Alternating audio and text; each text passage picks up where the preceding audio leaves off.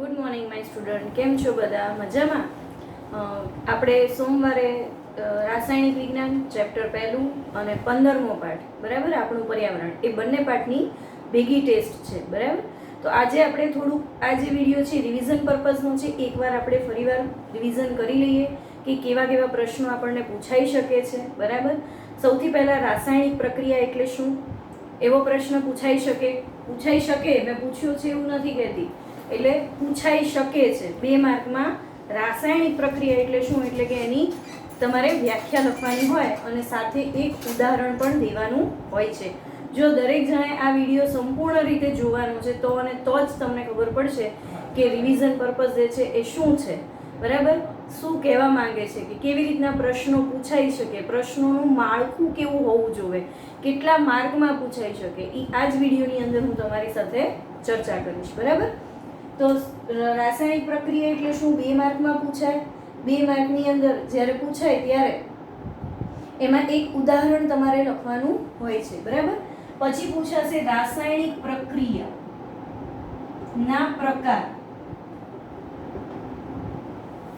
તો પ્રકાર આપણે જોયા છે, બરાબર. કેટલા જોયા છે? પહેલું સંયોગીકરણ જોયું, બરાબર. પછી જોયું આપણે વિઘટન. સૌથી પહેલા શું જોયું? સંયોગીકરણ જોયું. સંયોગીકરણ એટલે શું કરવાનું? એમાં સંયોગીકરણની અંદર 2 પ્રક્રિયકોને ભેગા કરી અને નવું જ એક નિપજ મળે છે, બરાબર. એને આપણે સંયોગીકરણની પ્રક્રિયા કીધી છે. એની પછી બીજું છે ઈ વિસ્થાપન. એટલે પ્રક્રિયકની અંદર એક જગ્યાએથી તત્વનું સ્થાન બીજી જગ્યાએ આપણે શું કરવાનું છે? ચેન્જ કરવાનું છે, બરાબર. એ સ્થાનને આપણે, એ તત્વને આપણે દૂર નથી કરવાનું, પણ આપણે એનું સ્થાન જે છે એને ફેર કરવાનું છે, એક જગ્યાએથી બીજી જગ્યાએ ચેન્જ કરવાનું છે. એવા એક તત્વ માટે એકલી વિસ્થાપનની પ્રક્રિયા, અને જો એવા 2 તત્વનું તમે વિસ્થાપન કરો તો એને શું કહેવાશે? દ્વિવિસ્થાપનની પ્રક્રિયા કહેવાશે, બરાબર. પછી એની પછી આવે છે ચોથું છે એ વિઘટનની પ્રક્રિયા. વિઘટન એટલે પ્રક્રિયક જે છે એનું તમે વિઘટન કરી અને એમાંથી જેટલા સંયોજનો બને છે એ તમારે લખવાના રહેશે અણુસૂત્ર સ્વરૂપે. આપણે સમીકરણ લખાવી દીધું છે, બરાબર. સમીકરણ સ્વરૂપે આપણે લખાવેલું છે કે કઈ રીતે થાય છે, બરાબર. હવે એની પછી જે પ્રક્રિયા છે એ છે ઓક્સિડેશન.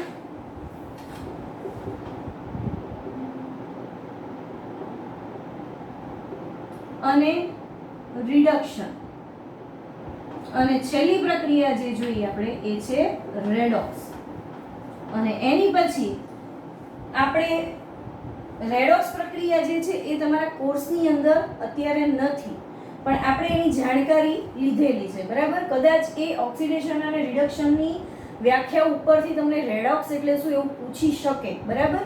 ખાલી એક નાનકડી લીટી આપેલી છે એટલે તો કદાચ એની વિશે આપણને પૂછી શકે, તો આપણે એની જાણકારી હોવી જોઈએ, બરાબર. વિઘટન એટલે આપણે સમજી ગયા. હવે આપણે ઓક્સિડેશન. તો જો ઓક્સિડેશનની વ્યાખ્યા આની પહેલા જ્યારે ટેસ્ટ લીધી ત્યારે મોટા ભાગના એ ભૂલ કરી હતી ઓક્સિડેશનની વ્યાખ્યામાં, કે જે રાસાયણિક પ્રક્રિયામાં ઓક્સિજન ઉમેરાય અથવા તો, ફરી કહું છું, અને નહીં, અથવા તો હાઇડ્રોજન દૂર થાય એવી રાસાયણિક પ્રક્રિયાને ઓક્સિડેશન કહેવાય. જો અને નથી વાપરવાનું, અથવા જ વાપરવાનું છે. કારણ કે અને એટલે એનો અર્થ શું થયો કે આ પણ થાય, આ પણ થાય, એવું નથી. અથવા તો ઓક્સિજન ઉમેરાય અથવા તો હાઇડ્રોજન દૂર થાય, બંને પ્રક્રિયાને ઓક્સિડેશન જ કહેવાય છે. અને ઓક્સિજન ઉમેરાતો પણ હોય અને હાઇડ્રોજન દૂર પણ થતો હોય તો પણ એ પ્રક્રિયાને શું કહેવાશે? ઓક્સિડેશન જ કહેવાશે, બરાબર. પછી રિડક્શન, એવી જ રીતના. તો રિડક્શનમાં પણ શું છે? તો કે હાઇડ્રોજન ઉમેરાય અથવા તો, જો ફરી બોલું છું, હાઇડ્રોજન ઉમેરાય છે અથવા તો ઓક્સિજન દૂર થાય છે, તો એવી પ્રક્રિયાને આપણે શું કહેશું? રિડક્શન પ્રક્રિયા કહેશું, બરાબર. એની પછી રેડોક્સ પ્રક્રિયા. તો કે જે રાસાયણિક પ્રક્રિયાની અંદર ઓક્સિડેશન અને રિડક્શન બંને પ્રક્રિયા એક સાથે થતી હોય. કેવી? ઓક્સિડેશન અને રિડક્શન બંને પ્રક્રિયા એક સાથે થતી હોય તો તેને આપણે શું કહેશું? રેડોક્સ પ્રક્રિયા કહીશું, બરાબર. આ થઈ તમારી રાસાયણિક પ્રક્રિયાના પ્રકાર. એની પછી આપણે જોવાનું છે કે રાસાયણિક સમીકરણને સંતુલિત કઈ રીતે કરવાના, બરાબર. તો કે રાસાયણિક આને પ્રક્રિયા જે છે એના સમીકરણ કઈ રીતે બનાવવાના, તો એના નિયમો એકવાર આપણે જોઈ લઈએ ફરીવાર. તો કે પહેલો નિયમ શું છે, તો કે સંજ્ઞા આપણને આવડવી જોઈએ, બરાબર. એની પછી બીજો નિયમ શું છે સંજ્ઞા પછી, તો કે જે તે તત્વની ભૌતિક અવસ્થા આપણને ખબર હોવી જોઈએ. એને સંજ્ઞાની નીચે જ બરાબર ભૌતિક અવસ્થાને આપણે લખવાનું છે, બરાબર. એની પછી શું હોય, તો કે જે બે પ્રક્રિયકો છે એ જેને એની સાથે પ્રક્રિયા કરવાની છે એની વચ્ચે શેની નિશાની, સરવાળાની નિશાની, બરાબર. પ્રક્રિયકોની વચ્ચે નિશાની. પછી એ પ્રક્રિયકોની સામે નિપજ મેળવવાનું હોય તો એરો બતાવવાનો, બરાબર. એને આપણે શું કહેશું, gives. પછી છે જે પ્રક્રિયા થતી હોય તે એરાની ઉપર લખવાની, પ્રક્રિયાને એરાની ઉપર લખવાની, બરાબર. અને દબાણ અને કે તાપમાન એવું જે હોય તે એરાની નીચે લખવાનું. દબાણ આપો છો, તાપમાન આપો છો વગેરે એ ક્યાં લખવાનું, એરાની નીચે લખવા, બરાબર. પછી એની પછી નિપજની અંદર, નિપજની પણ શું કરવાની, ભૌતિક અવસ્થા, નિપજનું નામ લખવાનું અને પ્રક્રિયકોનું નામ પણ લખવાનું, પ્રક્રિયકોનું નામ પણ લખવાનું. અને મોસ્ટ ઇમ્પોર્ટન્ટ, પ્રક્રિયકો અને નિપજો બંનેના તત્વોની જે સંખ્યા છે, અણુઓની સંખ્યા છે, બંને કેવી હોવી જોઈએ, સરખી હોવી જોઈએ. એટલે પ્રક્રિયક અને નિપજ ની સંખ્યા સરખી હોવી જોઈએ.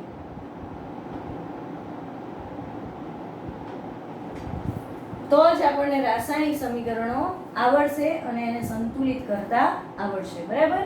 શું કરવાનું, સૌથી પહેલા એની સંજ્ઞા આપણને આવડવી જોઈએ, એની ભૌતિક અવસ્થા આપણને આવડવી જોઈએ, એટલે ગેસ છે, લિક્વિડ છે કે સોલિડ છે એ આપણે નીચે સફિક્સમાં લખવાનું હોય છે. પ્રક્રિયકોની વચ્ચે શેની નિશાની કરવાની, પ્લસની નિશાની કરવાની, એરો દર્શાવવાનો, એરાની ઉપર શું લખવાનું, પ્રક્રિયાની જે થતી હોય બે પ્રક્રિયકો વચ્ચે તમે કઈ પ્રક્રિયા કરો છો એટલે રાસાયણિક પ્રક્રિયાનો પ્રકાર તમારે લખવાનો છે. પછી છઠ્ઠું શું છે, તો કે એરાની નીચે તમારે શું લખવાનું છે, એને તમે દબાણ આપો છો, તાપમાન આપો છો, શું આપો છો, બરફનું ઠારીકરણ આપો છો કે જે પણ તમે આપતા હોય એ તમારે અહીંયા નીચે લખવાનું રહેશે. નિપજ જે મળે એની ભૌતિક અવસ્થા લખવાની રહેશે, પ્રક્રિયકો અને નિપજના નામ લખવાના રહેશે. સાથે પ્રક્રિયક અને નિપજની સંખ્યા, બંનેના અણુઓની સંખ્યા સરખી થવી જોઈએ. એક ઉદાહરણ તમને સમજાવું છું જેથી તમને ખ્યાલ આવી જાય, બરાબર. રાસાયણિક પ્રક્રિયા જે છે એ બહુ જ મહત્વની છે. 3 માર્કના આવા સમીકરણો પૂછાય છે, બરાબર. એમસીક્યુમાં પૂછી શકે, ખાલી જગ્યામાં પૂછી શકે, બરાબર. તમને આવી રીતના આ રાસાયણિક સમીકરણો પૂછી શકાય છે. તો જોઈએ આપણે, હાઇડ્રોજન વત્તા ક્લોરીન, બરાબર. આનું આ શું છે, હાઇડ્રોજન છે, આનું નામ નીચે લખવું પડે, હાઇડ્રોજન. ભૌતિક અવસ્થા ગેસ, ક્લોરીન નીચે નામ લખો, ભૌતિક અવસ્થા ગેસ, બરાબર. શું કર્યું તમે, તો કે સંયોગીકરણ કર્યું. સંયોગીકરણ કરતી વખતે શું આપ્યું, તો કે તાપમાન આપ્યું. એટલે આપણે તાપમાન આપીએ તો આપણને સાચા અંશ સેલ્સિયસ કે કેલ્વિનની ખબર ના હોય તો આપણે ડેલ્ટા લખી શકીએ, બરાબર. હજી તમારા 10માના લેવલમાં તમે ડેલ્ટા લખશો તો ચાલશે. ત્રિકોણની નિશાની છે અને ડેલ્ટા કહેવાય. એનો અર્થ એવો થાય કે તમે એને ઉષ્મા આપી છે, તાપમાન આપ્યું છે, બરાબર. શું બની જશે, HCl, હાઇડ્રોજન ક્લોરાઇડ. કેવું હશે, લિક્વિડ હશે, બરાબર. લિક્વિડ તો હશે પણ કેવું હશે, સાંદ્રતા એની કેવી હશે, એકદમ વધારે. એટલે અહીંયા આગળ જ્યારે એસિડ બનાવો ત્યારે એની સાંદ્રતા તમારે દર્શાવવાની હોય છે. એટલે અહીંયા તમારે એક્વેસિયસ એટલે AQ એવું દર્શાવવું પડે. બરાબર. હવે આની અંદર શું ભૂલ છે જુઓ તો તમે, તો જુઓ હાઇડ્રોજન જે છે એ ક્યારે H ના સ્વરૂપમાં આપણને મળતો નથી. એ હંમેશા કેવા સ્વરૂપમાં મળે છે, 2 ના સ્વરૂપમાં. એટલે અહીંયા આગળ H2 તમારે કરવું પડે. બરાબર. અને ક્લોરીન જે છે એ પણ કેવા સ્વરૂપમાં, ક્લોરીન જે છે એ ક્લોરીન સ્વરૂપમાં જ મળે, પણ અહીંયા માઈનસ લખવા પડે તમારે, ક્લોરીન માઈનસ. બરાબર. તો હવે જો હાઇડ્રોજન 2 છે અને ક્લોરીન 1 છે, તો અહીંયા આગળ હાઇડ્રોજન 1 જ છે, તો 2 કરવા માટે આપણે શું કરવું પડે, તો કે અહીંયા 2 હાઇડ્રોજન લખવા પડે. તો 2 હાઇડ્રોજન લખીએ તો ક્લોરીનના પરમાણુ કેટલા થઈ ગયા, 2 થઈ ગયા. અહીંયા 2 થઈ ગયા, તો અહીંયા ક્લોરીનનો કેટલો પરમાણુ છે, 1 જ છે. તો આપણે અહીંયા શું કરવું પડે, અહીંયા પણ બગડો ઉમેરવો પડે. તો આ શું થયું, સમીકરણ સંતુલિત થયું. જો હાઇડ્રોજન 2 છે તો 2 હાઇડ્રોજન છે, ક્લોરીનના પરમાણુ 2 છે તો 2 છે ક્લોરીનના પરમાણુ. બરાબર.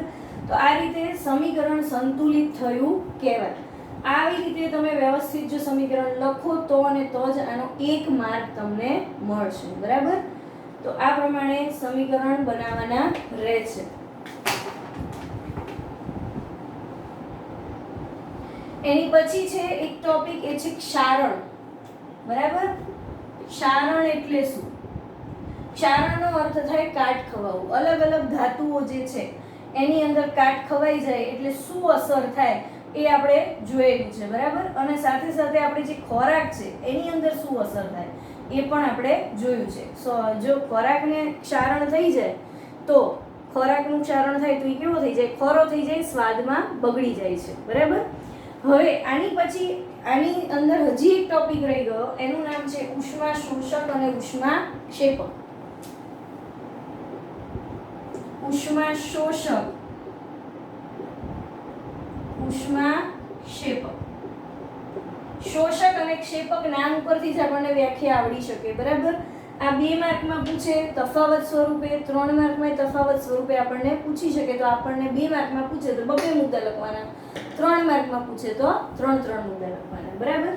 ઉષ્મા શોષક એટલે જે રાસાયણિક પ્રક્રિયા દરમિયાન ઉષ્મા શોષાતી હોય તો એને ઉષ્મા શોષક કહેવાય.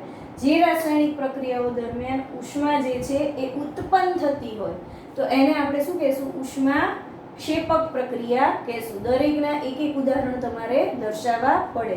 હવે જ્યારે તમને તફાવત કોઈ વસ્તુનો પૂછે છે ત્યારે તમારે તફાવત આ રીતે લખવાનો રહેશે. વચ્ચે આવી રીતની લીટી પાડવાની, અહીંયા આગળ હેડિંગ મારવાનું, ઉષ્મા શોષક, ઉષ્મા ક્ષેપક.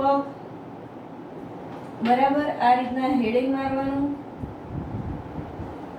અહીંયા આગળ પહેલો મુદ્દો કાં એરો કરીને લખો અથવા તો તમે 1 નંબર મારીને લખો. બરાબર. 1 નંબર મારીને લખ્યો તો અહીંયા તમે એની વ્યાખ્યા લખી નાખી બંને બાજુ. હવે અહીંયા તમે વ્યાખ્યા લખો અને અહીંયા તમે કોઈ ઉદાહરણ લખો તો એ મુદ્દો તફાવત કહેવાય નહીં. બરાબર. તફાવત એટલે જે મુદ્દો અહીંયા હોય એવો જ મુદ્દો અહીંયા આનાથી વિરુદ્ધ હોવો જોઈએ તો જ એ તફાવત કહેવાય. નહીતર એ તમારો માર્ક ગયો. તમારા બંને સાચા હોવા છતાં શું થશે, ખોટા પડશે. આની વ્યાખ્યા આનું ઉદાહરણ લખો જ ના ચાલે. અહીંયા જો વ્યાખ્યા છે તો અહીંયા વ્યાખ્યા જ લખવાની. હવે આનું અહીંયા આ લીટીમાં પૂરું થઈ ગયું અને આનું અહીંયા પૂરું થઈ ગયું તો આ બીજો મુદ્દો તમારે અહીંયાથી શરૂ નહીં કરવાનો. ક્યાંથી કરવાનો, એક લીટી છોડીને બંનેનું એક જ લીટીમાં શું કરવાનું, બીજો મુદ્દો શરૂ કરવાનો. અહીંયા ઉદાહરણ તો અહીંયા પણ ઉદાહરણ જ હોવું જોઈએ. બરાબર. એમ લખી શકો કે આમાં ઉષ્મા શું થાય છે, શોષાય છે. અહીંયા આવું લખાયું છે, અહીંયા સુધી આવ્યું. અને આમાં એમ લખાય કે ઉષ્મા ઉત્પન્ન થાય છે. હવે એની પછી જે મુદ્દો લખવો હોય તો તમારે અહીંથી લખવો પડે. આનો મુદ્દો તમે અહીંથી લખો તો ચાલે નહીં, ખોટું પડે. એટલે બંનેની લીટી કેવી હોવી જોઈએ, સરખી જ હોવી જોઈએ, સરખી જ તારવણી પડવી જોઈએ. જો મેં જે તફાવત પ્રમાણે શીખવાડ્યું છે એ જ પ્રમાણે લખશો તો જ હું સાચું પાડીશ, બાકી હું સંપૂર્ણપણે ખોટું પાડીશ. તફાવત પૂછાશે એની અંદર. બરાબર. બોર્ડમાં પણ ખોટું જ પડે છે. તો આ સાથે આપણે પહેલો પાર્ટ જે છે એનું રિવિઝન અહીંયા પૂરું થયું. હવે આપણે જે જોવાનું છે એ 15મા પાર્ટનું રિવિઝન આપણે જોવાનું છે કે 15મા પાર્ટમાં શું છે. તો આપણને બધાને ખબર છે આપણું પર્યાવરણ છે. તમે વાંચીને પણ તૈયાર કરી શકો એમ છો, બરાબર. તેમ છતાંય આપણે ઘણી સરસ રીતે આપણે એને સમજાયેલું છે. ન સમજાય તો ફરીવાર વિડીયો જોઈ લેવાના, બરાબર. યુટ્યુબ ઉપર અવેલેબલ જ છે આપણા વિડીયો બધા જ તે. હવે જો પર્યાવરણ એટલે શું એવો સવાલ 2 માર્કમાં પૂછાઈ શકે. પછી બીજો સવાલ છે નિવસન તંત્ર એટલે શું, એના પ્રકાર જણાવો. એ પણ 2 માર્કનો સવાલ છે. નિવસન તંત્રની વ્યાખ્યા લખવાની અને એના 2 પ્રકાર છે, સ્થળજ અને જલજ. તો એ 2 પ્રકાર લખવાના અને એના ઉદાહરણ લખવાના, તો તમને 2 માર્ક મળી રહે. 1 માર્ક શેનો મળશે, તમે જે વ્યાખ્યા લખી એનો. અને 1 માર્ક છે એમાં ડિવાઈડ થશે એટલે વિભાજક થશે. 1 માર્કની અંદર તમે 2 પ્રકાર લખ્યા એનો અડધો માર્ક અને એના ઉદાહરણ લખો છો એનો અડધો માર્ક. આ રીતે તમારા 2 માર્કનું જે સંતુલન છે એ એમાં ગોઠવાય છે, બરાબર. એની પછી જે આવશે એ આવશે કે નિવસન તંત્રમાં શું ફેર પડે છે, જલજ અને સ્થળજ એ બંને નિવસન તંત્રમાં શું ફેર છે. જલજ નિવસન તંત્રમાં પણ પ્રકાર છે ખારા પાણીનું જુદું, મીઠા પાણીનું જુદું. ખારા પાણીવાળા જળચર પ્રાણીઓ મીઠા પાણીમાં ન આવી શકે, મીઠા પાણીના જે જળચર પ્રાણીઓ છે એ ખારા પાણીમાં ન આવી શકે, બરાબર. તો એ જે છે એ બધી જ તફાવતની પ્રક્રિયા અંદર દીધેલી છે. એની પછી છે એ કયો મુદ્દો છે, આહાર કડીનો, બરાબર. તો આહાર કડી એટલે શું, તો તમે બધાએ મને હોમવર્ક કરીને મોકલ્યું હતું ઘણા બધાએ, બરાબર. કે આપણે ક્યાંથી શરૂ થાય, તો કે લીલી વનસ્પતિમાંથી શરૂ થાય. વનસ્પતિને કોણ, વનસ્પતિમાંથી કોને જાય, તો કે વનસ્પતિ. કોને જાય, તો કે કીટકોને. કીટકોને કોણ ખાય, તો કે પક્ષી અથવા તો મોટા કીટકો. પછી એને કોણ ખાય છે, પક્ષીઓને, સાપ, ઉંદર કે એવા કંઈ. આપણે ઉંદર રાખીએ, બરાબર. ઉંદરને કોણ ખાશે, સાપ ખાશે. પછી સાપને કોણ ખાશે, તો કે મોર અથવા તો મોર નહીં, શિકારી પક્ષીઓ. શિકારી પક્ષીઓનું શું થશે, વિઘટન થશે, મરી જશે. એટલે એનું વિઘટન થઈ જમીનમાં ભળશે. જમીનમાંથી પાછી કોણ ઉત્પન્ન થશે, વનસ્પતિ. આ રીતની આખી આહાર કડી બને છે. આને પોષણ કડી પણ કહેવાય છે, આહાર કડી પણ કહેશે, આહાર ઝાડ પણ કહેવાશે, બરાબર. તમારે ક્યાંય કીટકો કે વનસ્પતિ કે મોર કે ઉંદર કે સાપ કે એવું ક્યાંય દોરવાનું નથી. આપણે બહુ જ સરસ પેન્ટર છીએ, બરાબર છે, પણ આપણે એ 10મામાં જ્યાં બતાડવાનું છે એ જ આકૃતિ બતાડવાની છે. અહીંયા ખોટે ખોટું દોઢ પણ આપણે કોઈએ કરવાનું નથી થતું, બરાબર. અહીંયા આગળ તમારે નામ લખીને સર્કલ જ કરવાનું છે, એરો બતાવીને આગળ જવા દેવાનું છે. અહીંયા આગળ તમે બધા પક્ષીઓની બધું દોરવા જશો, તમારો ટાઈમ વેસ્ટ થશે. આમાં દોરવાની કોઈ જરૂર નથી. જે જગ્યાએ આકૃતિ દોરવાની આવે છે એ જગ્યાએ તમારે આકૃતિ દોરવાની. જેમ કે પહેલા પાઠની અંદર જે પણ રાસાયણિક પ્રક્રિયાઓના આપણે પ્રકાર ચલાવ્યા એમાં દરેકની અંદર એક એક પ્રયોગ છે. તો એવા જો પ્રયોગ પૂછે તો આપણે આકૃતિ એમાં દોરવી પડે, બરાબર. એવી રીતના અહીંયા આગળ તમારે ક્યાંય આકૃતિ દોરવાની જરૂર નથી. એટલા માટે તમે આવી રીતના નામ લખી અને એરો દર્શાવી દો તો થઈ જશે, ઓકે. આની પછી શું આવે છે, તો કે કચરો એટલે શું, કચરાનું પ્રબંધક કેમ કરવું, એટલે કચરાને તમે કઈ રીતે નિકાલ કરી શકો, એનું વ્યવસ્થાપન કઈ રીતે થાય છે, એની કેટલી રીતો છે કચરાનું પ્રબંધ કરવાની એ છે. વાયુ પ્રદૂષણ એટલે શું, જળ પ્રદૂષણ એટલે શું, આ બધી જ વસ્તુ જે આપણે જોઈ ગયેલા છે, આપણે ભણી ગયેલા છે, એ જ વસ્તુ આમાં આપણા પર્યાવરણની અંદર ફરીવાર આવેલી છે. તો તમે વાંચીને તૈયાર કરી શકો છો, બરાબર. પછી એની અંદર એક છે ઓઝોન વાયુની અગત્યતા, કે ઓઝોન વાયુનું મહત્વ શું છે, તો કે આપણને શું કરે છે, આપણા સંરક્ષક છે, પૃથ્વીના સંરક્ષક, દરેક સજીવને બચાવે છે. કેમ, તો કે એની અંદર પારજાંબલી કિરણો હોય છે જે ઓઝોન વાયુ શું કરે છે, એને શોષી લે છે અને નીચે આપણને એ કિરણો શોષાઈને જ મોકલે છે, જેથી આપણે ચામડીના રોગો અને આંખના રોગોથી બચી શકીએ છીએ, બરાબર.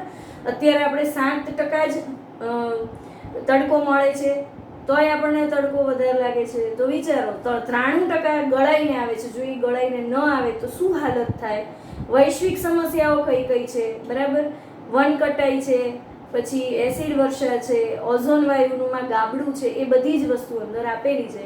તો આ આખું આપણું પહેલો પાઠ અને 15મા પાઠનું આખું રિવિઝન થઈ ગયું, બરાબર. તો આ ઉપરથી તમને ખ્યાલ આવશે કે કેવા કેવા પ્રશ્નો પૂછાઈ શકે, કેવા કેવા ટોપિક છે. આપણે બધા જ ટોપિક લઈ લીધા છે, બરાબર. તો બધાને બધી શુભેચ્છા, બેસ્ટ ઓફ લક. સરસ રીતે એક્ઝામ આપો. આપણે વિડીયો દ્વારા જ હમણાં તો ભણવાનું છે, અત્યારે સ્કૂલ ખુલવાના કોઈ ચાન્સ નથી, એટલે મહેરબાની કરીને એવું ન વિચારો કે ખુલશે ત્યારે અમે જોઈ લેશું, એવું નહીં થાય.